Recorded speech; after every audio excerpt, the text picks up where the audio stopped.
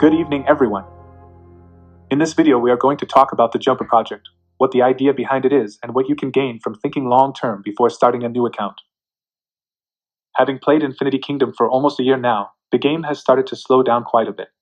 Players slowly quit the server, and we are only about 50 active players left on server 211.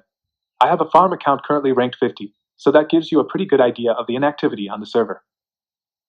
I am still very focused on my main account, as I will be moving to a different server utilizing the opportunity the games give you, using space portals.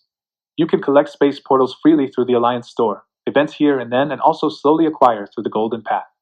To see the cost required, Myrahk, from server 105 has made an extensive wiki guide, where you can see space portal requirements dependent on your max recorded power. What this means is that, have you once reached 1 million power, and lower it down to 990,000, it will still be the 1 million space portal requirement you need to meet. This means that a budget spender like me at 1 million power currently will need 25 space portals.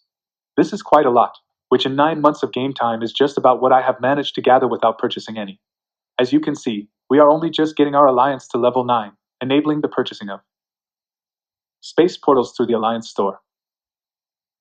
We are therefore being very careful in my alliance in picking the right server to merge to, as we don't want to end up in a server that will die out after Season 2 ending, because it will be unlikely that most of us will have portals to jump anytime soon again. As a side project, I decided to start a Jumper account, and in the process I figured that there got to be at least a few other players in the same position as myself. The main idea behind the Jumper project is basically to attract a lot of players to gather on the same server. Why a Jumper project is perfect for this is that it allows everyone to have the same starting point. Currently, if I wanted to ensure a very active server, I would need to jump forward to an older server that has a lot of activity.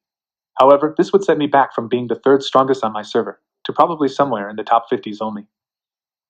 To ensure a long-term activity on the server, it would be ideal to gather a lot of committed players, on top of the average 200 to 300 players starting on a new server.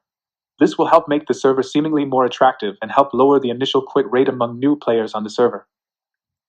Secondly, there is a real benefit for budget spenders and even free-to-play players, by making a Jumper account, of course. The game is very well designed in the sense that you can only jump onto a server after a certain amount of time. We will dive more into this in the next video. However, it is important to note that this does not mean your development on the Jumper will be in vain.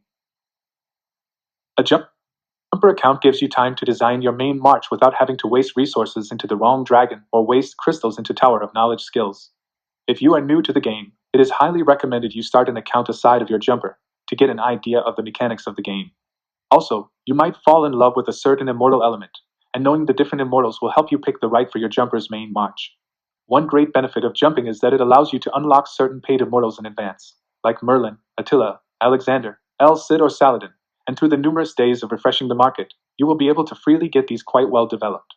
Here you can see my Jumper account, Castle level 8, and even still finishing up a few researches. Let's have a look at the immortals I have already unlocked.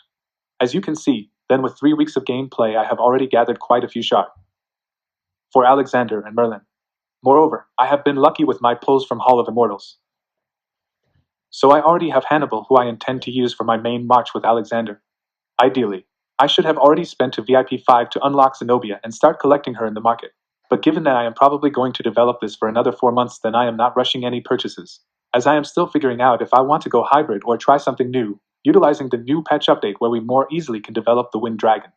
With Yoshi unlocked already, and well developed by the time we jump, I could easily have him maxed in 4 months from now, so even free to play you can have a very competitive edge over big spenders on the new server. Resources will be the biggest disadvantage for us jumping, as our storage does not allow us to gather. However, territory resources still add up when collected.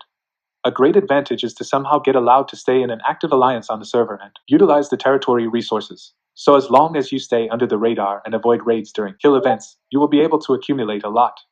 I managed to get allowance to stay in the top alliance of this faction, as long as I donate. You will be collecting a lot of free speed-ups, which will even out the delay we will have from entering the server as well.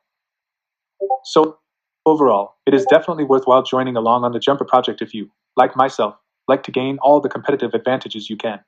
But most importantly, the server we will be entering will be way more active than any other server opening at this point. This should be reason enough on its own, so even if you aren't gonna be totally committed to getting your dailies done on the Jumper maximizing its potential, or even if you are joining a little late in the process, it will still be worthwhile jumping with us. Thank you for watching, and remember to subscribe to the channel and join the Discord to grow the community.